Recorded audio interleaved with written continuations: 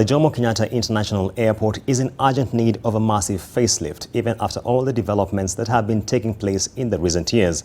Tourism Cabinet Secretary Najib Balala has expressed disappointment at the uncompetitive state of affairs at the regional hub, which has been the subject of the takeover bid by Kenya Airways. Alex Mwangi with the details.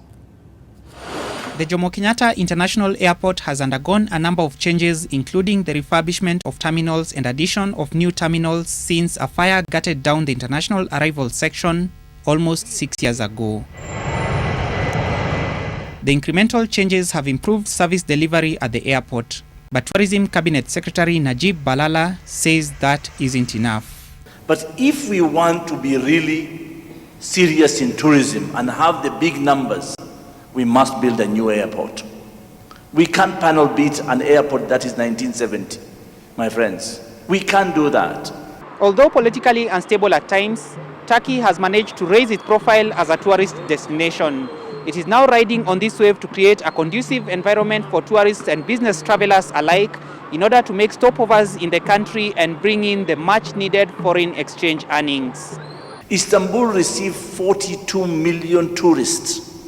They've just built an airport, the largest of 200 million capacity. As we are still talking about an airport that handles 7 million people in terms of transit.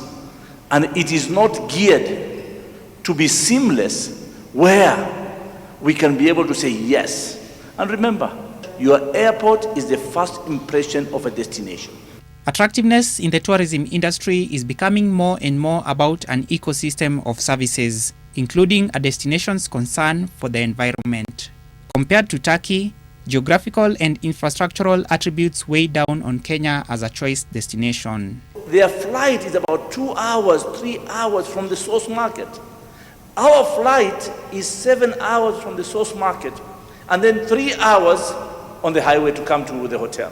Balala spoke during the announcement of the partnership between Express Travel Group, a travel management company, with Travel Leaders Network, North America's largest travel agency. So this is how the brand will be.